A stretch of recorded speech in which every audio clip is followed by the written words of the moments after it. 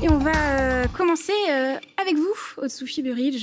Quand le gouvernement israélien décidera-t-il d'arrêter son offensive à Gaza? C'est la question du jour. Alors, de toute évidence, ce n'est pas d'actualité, malgré la pression de la communauté internationale. Oui, Tsahal a lancé dimanche une offensive à Deir al-Balah. C'est dans le centre de la bande de Gaza, dans une zone où il n'y avait jamais eu d'intervention auparavant. Et pourtant, les familles d'otages avaient demandé à ce que cette opération n'ait pas lieu, craignant pour la vie des 22 otages toujours détenus dans l'enclave.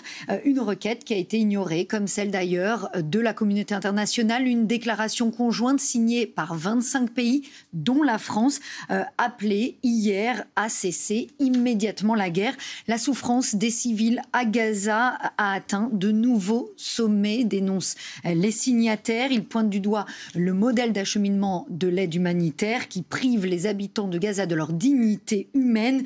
La déclaration des 25 dénonce le meurtre inhumain de civils, y compris d'enfants, qui cherchent à satisfaire leurs besoins les plus élémentaires en eau et en nourriture. Alors, les mots sont forts, mais pas beaucoup de réactions du gouvernement israélien.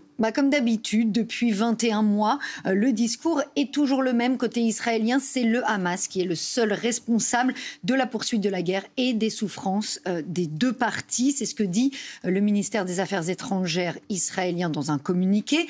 C'est faux parce qu'il y avait un accord de trêve qui a été négocié, qui est entré en vigueur en janvier.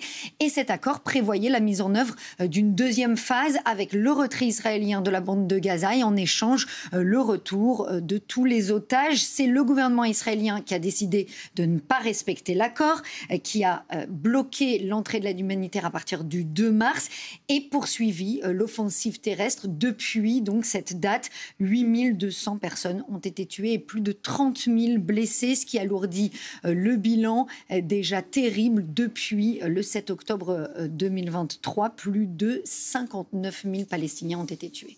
Pourtant, on les voit de moins en moins, ces victimes. Le gouvernement israélien a décidé de les invisibiliser. Oui, puisque depuis le 7 octobre, les médias internationaux ont interdiction d'entrer dans la bande de Gaza. Donc, on avait déjà beaucoup de mal à avoir des informations et des images provenant de l'enclave. Et puis, les journalistes palestiniens qui travaillent à Gaza se sont fait tuer pour beaucoup. 200 ont été tués depuis le début de cette guerre. Et ceux qui sont toujours vivants sont à bout de force. C'est ce que dénonce la Société des journalistes de l'agence France Presse, dont nous, médias français, nous dépendons beaucoup. Dans un communiqué publié hier, la Société des journalistes explique que leurs reporters meurent de faim. Même si ces journalistes reçoivent un salaire de l'AFP, ils ne peuvent pas acheter d'eau ni de nourriture comme tous les autres habitants de la bande de Gaza.